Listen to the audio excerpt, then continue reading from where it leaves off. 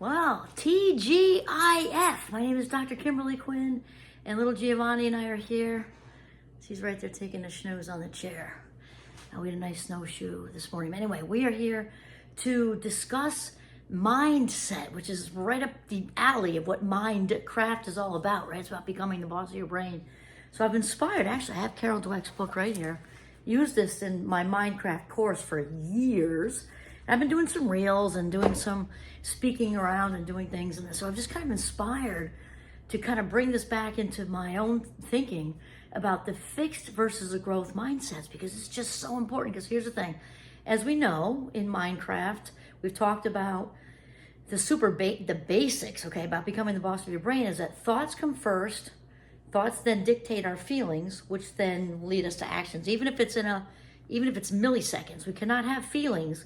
In fact, a little bit more intensive an example, we literally cannot feel, insecure or anxious or happy or joyful or any of it without the thought first. It's neurologically impossible. Think about it. If you took the brain out of your head with kindness and anesthesia and put it on a shelf someplace in formaldehyde, what would you be feeling? Answer, don't overthink that one, because the brain, there's got to be cognition, even if it's in the unconscious mind, there's got to be some cognition before they're going to have a feeling, okay? So now this leads us to mindset, because thoughts, right, when they grow up, become beliefs, more intense, stronger in our belief system, often largely unconscious.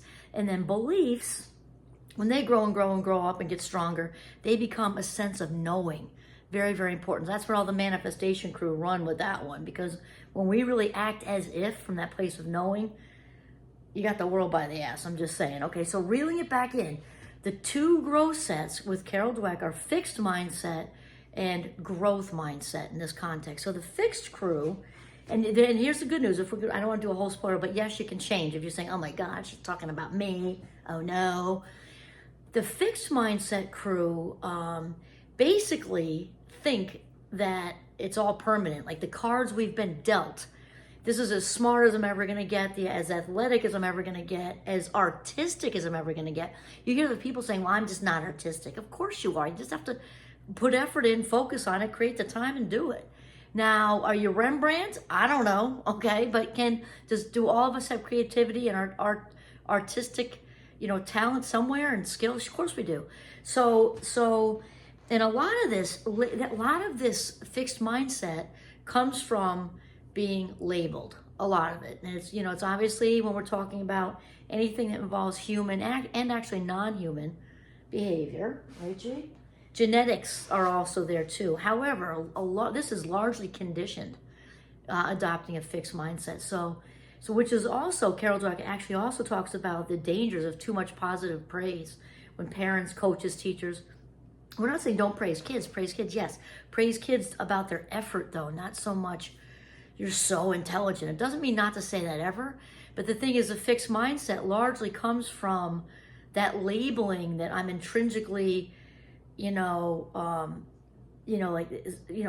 into being so smart, so athletic. Because this happens when, what happens when we overdo it with the positive praise, and also praising character versus effort, is that kids get stuck. They get fixed and stuck in that, and then grow up to be fixed and stuck adults. So an example would be, there's so many examples. Marva Collins actually did some work with students. I think it was a public inner city. I think it was Chicago. Pretty sure it was like 90+% sure it was Chicago. Inner city school, where the kids were missing the mark on the standardized tests and all that, and I forget what percentage. They were labeled with things like cognitively impaired, behaviorally challenged, and even used the R word, retarded, which I don't like to say ever. It's just wrong. I'm just saying it to you because that's what these children sadly were labeled with. Marva Collins went waltzing in there with her fantastic growth mindset stuff, treated them like little geniuses, and they were reading things like Shakespeare and Dickens and the Keats and all the great ones. And this is elementary school. I think it was by grade 5. I think she got them when they were in second grade. They already, by the end of that school year, were blowing doors off, tests and everything else, because she went in there with a whole new attitude that they, she kind of unstuck them from all those horrible labels that they were, that were attached to them, and started introducing them to the classics and all these things, and they grew like wildfire. So anyway, that's just one example. So going back to fixed mindset, it's being stuck that things are permanent. This is as smart as I can get, as good at math as I can get, and also relationships.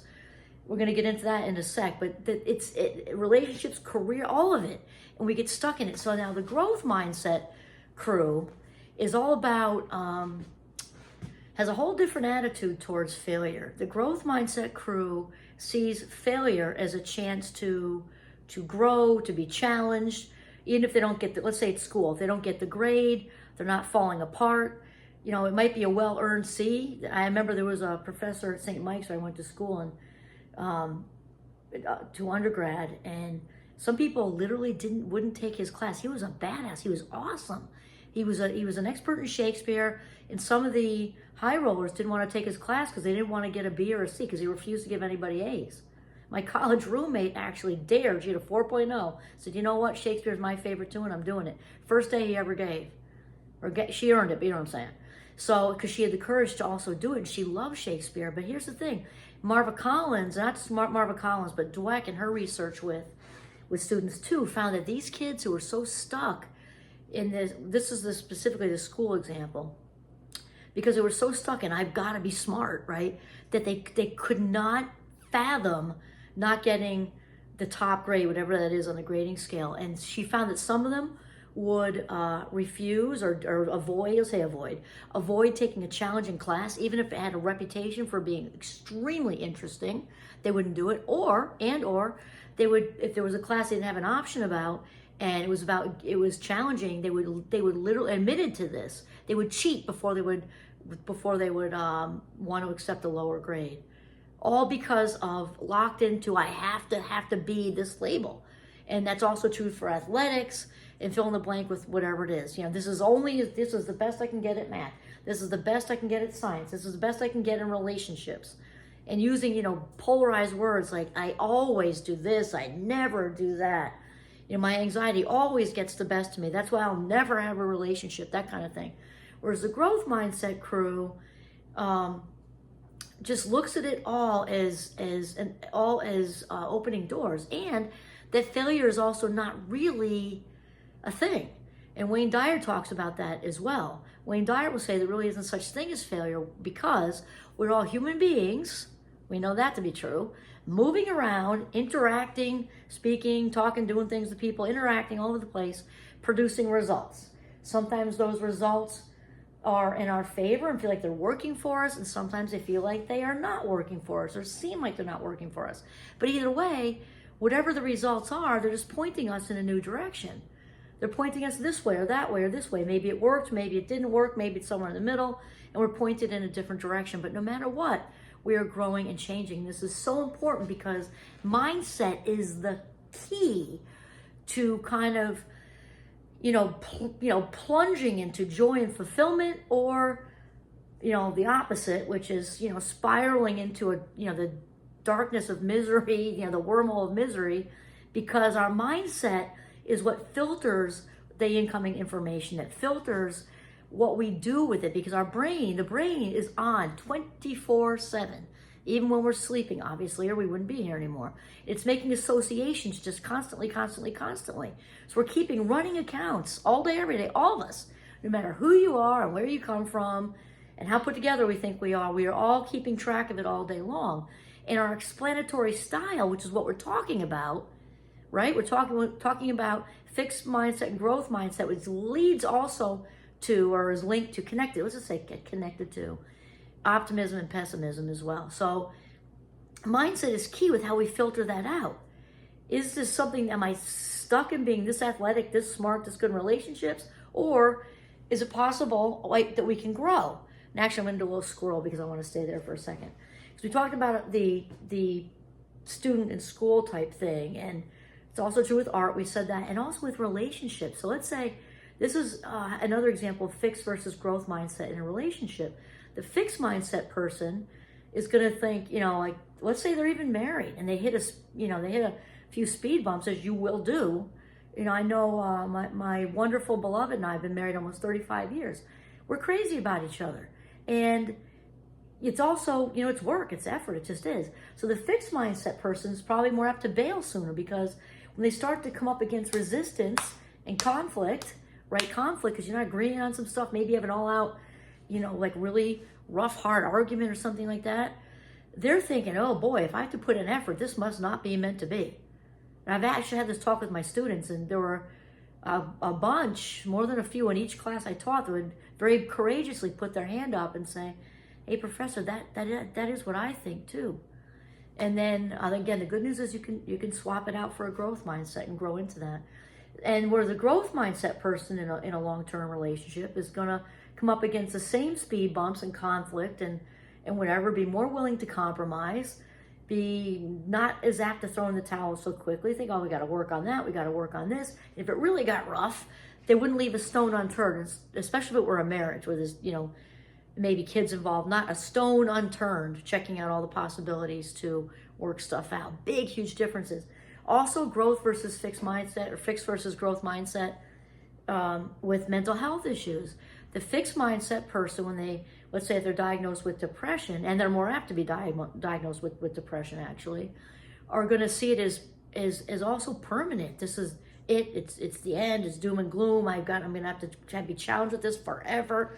Whereas the growth mindset person is going to be also struggling, but more apt to seek out help, seek out treatment, and also more apt to try different lifestyle changes, whether it's fitness and nutrition, you know, cutting down on the screen time, really putting themselves out there to establish friendships. I'm just, you know, saying all kinds of examples.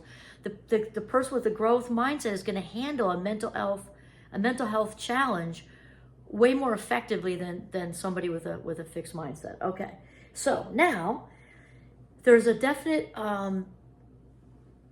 like affiliation connection with fixed mindset, anxiety, and depression. And the crew with a growth mindset is much less apt to not that we can't, but it's going to happen less with somebody with a growth mindset than does with a fixed mindset, because the reasons I just said to you. That's because with a pessimist, let's just say this, with a pessimist, things are permanent, pervasive, and personal, or personal, pervasive, and permanent, whatever. When somebody is a pessimist, and it doesn't mean if you have a fixed mindset you're 100% a pessimist, but they're very, very, very, very linked. Okay, so the pessimist thing, we're moving over here now. It's all personal with the relationship, with they got a grade from this professor, they don't like me. It can't be you didn't study, or you didn't study enough, or you did study the thing wrong, or the class is just hard and you did the best you could. It has to be the professor doesn't like you, or they're beating themselves up with a guilt and shame stick. You know, I guess I'm just incompetent, whatever. So taking it personally, that F was personal, that C, forget F, that B minus was personal, because they're fixed on the A. The relationship of my anxiety always ruins my relationship, and it's all personal. Permanent, we talked about the doom and gloom. It's always going to be like this. And the pessimists, who usually have a fixed mindset, are looking at things as just, you know, my depression is going to always take me down, or whatever like that. All those absolutes. And then pervasive, that it's just everywhere in my life. Oh, it's my day off. It always rains on my day off. You know, like the clouds have a conspiracy or something. All right, so that's okay. So that's pessimism. Or the optimist is the opposite of that. And not saying we don't struggle. Not saying we don't. Obviously, life, you know, curveballs happen. We're not taking it personally. With some exception, of course, and nothing's just here or here, but for the most part, it's not personal. Life happens for us, not to us. And the optimist gets that. It's not like I'm being targeted by the universe to have bad things happen. Life happens for us because we don't grow without adversity. The optimist gets that. Without adversity, we don't grow. If there's no personal growth, we cease to be happy. That's just how it is, because we are the most filled up, not with the stuff and not with the things, but we're most filled up by our experience and who we are becoming, and you know, learning to live our highest versions of ourselves. That's what really fills us up. And all the things that go around with go on with, sort of knowing our value and knowing who we are and all that goodness that comes in with relationships and everything else. So mindset is really, really, really important. And so if you're saying, oh no, it sounds like me, I'm a person with a fixed mindset. Okay, well, here's the good news. Give yourself an old go me pat on the back, because if you're realizing that, that's a good thing. That means that there's a seed planted in there that's a growth mindset seed that's like, ooh, hey, notice me. I want to shine now, and that's good.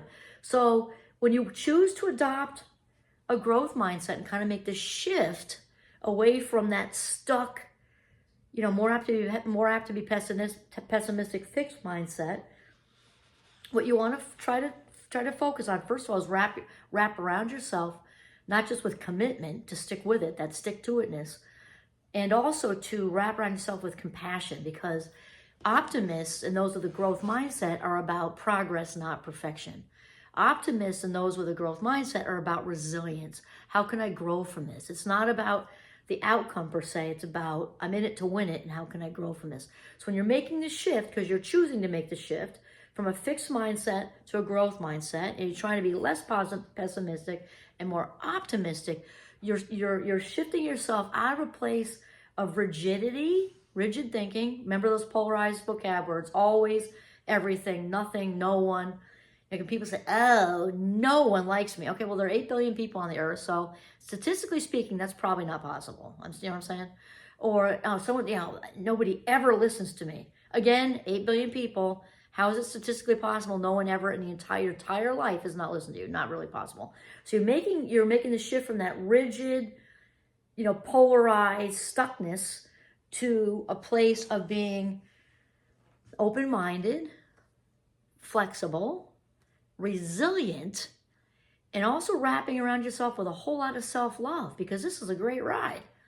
And remember, failure doesn't exist for the optimists, really. Okay, it just doesn't. We're all moving around. We're all moving, and we're in action a lot, and we're just producing results. You get that? So from rigidity, stuckness, for the pessimist, personal, pervasive, permanent, to, and here's the thing with optimism, and I'm kind of lumping them together. They're affiliated. They're not exactly the same thing, or there wouldn't be different words for them, but they're very, very, very intricately woven together. The growth mindset and the optimism, and the fixed mindset and the pessimism.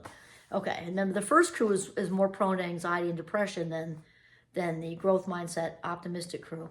Here's the thing with optimists too. Optimists live longer, like actually for realsies live longer, because several reasons, but mainly because relationships in general, positive relationships in general, the number one for longevity, period, across the boards. Research-based, go look it up, Google explode. In fact, there's that famous Harvard study, longitudinal study, that showed that all through, I think, the early 1900s, and I think it's still going, actually. So we know, obviously not toxic ones, but positive relationships, and the optimists are more apt to have the more positive, healthy relationships, and more of them.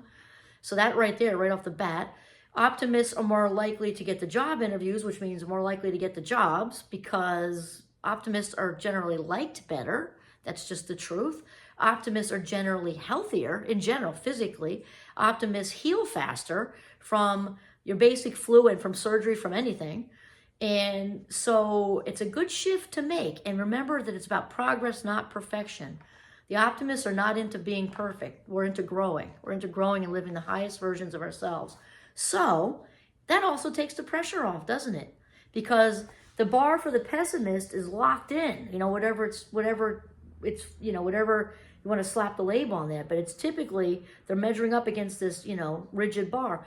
The optimist bar is a bar that we can move around, which is one of we are going to do our best, in every way, all day, right?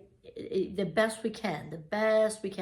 And so that's a bar we can move. So if we wake up with the flu, or we didn't sleep the night before, or we're angry or having something going on, that's not the same as hitting the ground running, great night's sleep, drank your OJ, right? We get that. So we are aware that some days we may not feel like we're optimally functioning, but our best is here. But the optimist knows that's still my best. And I'm wrapping around myself with my imperfections and the flu or whatever it is, and I'm doing my best, and I'm okay with that. My best is my best, whether it's here, here, or here. Versus the fixed mindset crew, which is going to beat themselves up with a guilt and shame stick. Okay, so that is basically most of it, because the mindset, remember, filters the thoughts, which lead to the feelings, which then lead to the actions. All right, so that's it. And I have another thing. Wait a minute. Okay, so this, because it just came in my head, because also Carol Dweck talks about him too. The whole thoughts lead to feelings lead to behavior thing, which we know is true, it's just a fact, Jack. We should give him credit. Aaron Beck discovered that very simple thing back in the 60s. And he figured out pretty quickly that when his clients were getting a wave of anxiety or depression, that feeling waves of anxiety and depression, that the thought came through first. And they were having like what I just said to you. Oh, Dr. Beck must think I'm incompetent, or this treatment is never gonna work, or whatever. They had these thoughts rolling through their heads, which were solid beliefs. And then they led to these feelings of anxiety and depression. So Dr. Aaron Beck is the man who discovered CBT, or cognitive behavioral therapy, which has become one of the most popular ways to treat mental health stuff even now, in 2025. And so I would give him a huge shout out, because we take it so for granted that we change our thinking, change our life, which is true. And what else does Wayne Dyer say? We become what we think about all day long. Change your thoughts, change your life, like I just said. That came, or what was first discovered by Aaron Beck back in the 60s. Okay, shifting out of a fixed mindset to a growth mindset. Optimism rocks. Progress, not perfection. Later, Gator.